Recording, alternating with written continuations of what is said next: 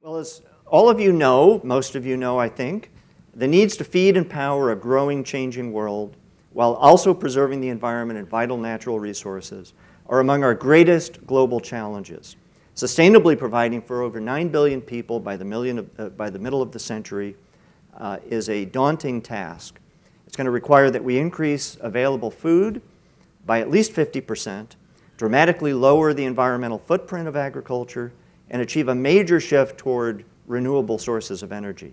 Over the next 40 years, the world needs to produce more food than all that was produced in agriculture over the last 8,000 years combined.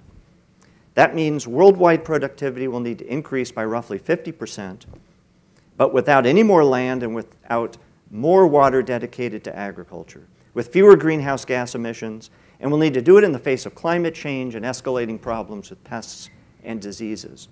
These challenges, and this is a scary thought, these challenges are not solvable in a sustainable way using current capacity, current systems, and current technology. But make no mistake, these are not only year 2050 challenges. These are today challenges. Consider a couple of facts. Today, nearly 900 million people are food insecure around the world. An alarming 26 billion tons of topsoil is already being lost every year from primarily agricultural land. Erosion rates are about 10 times higher than soil replenishment rates. It's 10 times in this country. Go to India, and it's 3 to 4 times higher. Agriculture already contributes 10% of our overall greenhouse gas emissions. That needs to come down. And 70% of all water that we use on Earth for society is already used for agriculture, primarily for irrigation. Water is a particularly intriguing problem for two major reasons as we go forward. Rainfall will become less predictable in agricultural growing regions, and water will become a more competitive, a more depleted, a more restricted, and a more expensive natural resource. Just to put some reality on the needs for water, I've got this fun chart that I'd like you to have a look at. How much water does it take to produce some things that all of you consume, most of you consume? It takes 14 gallons of water to produce one orange. All right, that's not so bad. Oranges are pretty good. I like oranges. Put another way, if you went to your kitchen, turn your faucet on full blast, you'd have to run your faucet for about 5.5 minutes to put out the water to make one orange.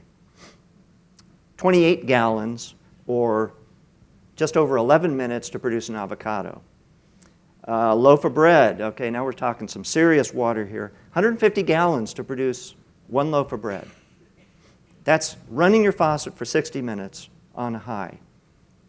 We haven't even got to meat. It takes 400 gallons to raise one chicken. Turn your kitchen faucet on for almost 3 hours. But if you want to have a hamburger, or better yet, if you want to have a hamburger for your family of 4, you need, for that one hamburger, about 4,000, you need 1,020 gallons, or the amount of time running your faucet for almost 7 hours to make that one hamburger. Family of 4 goes up to over 4,000. For that one hamburger, if you want to put tomato on it, it's 1,021. So the reason I mentioned tomatoes, it only takes 3 gallons to raise a tomato. That's actually why we study tomatoes. Tomatoes are pretty water efficient. It's a fascinating crop. Meeting global challenges at the nexus of food, water, and energy today and tomorrow will require significant new investment in science and technology. We can't get where we need to be with today's tools. That's what motivates us every day at the Danforth Center. Now, if the center does its part, we'll understand better how plants work in changing environments, drier environments, for example. We'll use that technology to improve productivity and sustainability of food, energy, and industrial crops. We'll develop technologies that are taken up by the private sector, but we'll also give that technology to those most in need in developing regions, and we'll help create innovative startups and attract leading-edge companies to the region. And we'll produce well-trained plant scientists who will guide the next generation. These are the outcomes that matter to us.